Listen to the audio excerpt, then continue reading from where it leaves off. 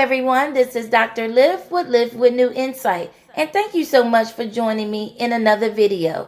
The title of today's video is A Silent Killer in Relationships, Avoidance and Resentment.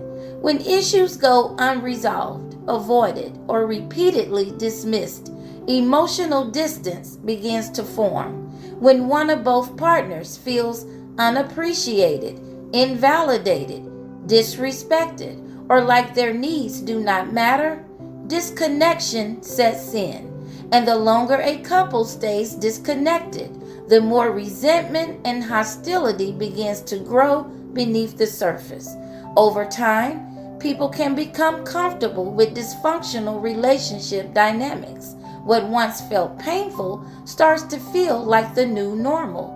Complacency sets in and blocks effort, and avoidance and silence blocks repair.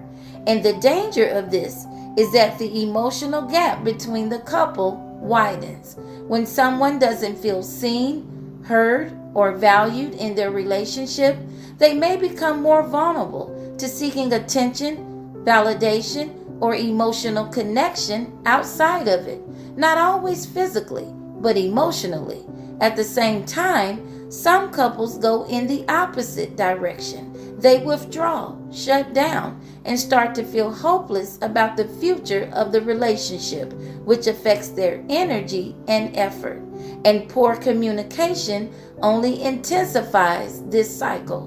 When partners don't feel heard or understood, when there's selfishness, imbalance, or a lack of reciprocity, resentment begins to take root. One partner may start viewing the other through a negative lens, and once resentment sets in, it becomes difficult and for many nearly impossible to show compassion, patience, understanding, or generosity. Even when positive changes are made, resentment creates tunnel vision. The good gets minimized while the bad gets magnified. Intentions are questioned, motives are doubted, and instead of trust, couples are cynical of one another. Often, resentment grows because someone feels there was never a genuine apology for an offense. There was no accountability or meaningful change. Instead, they may have experienced blame shifting, defensiveness, or feeling attacked, which only intensifies resentment and disconnect. And here's the hard truth. Resentment blocks repair.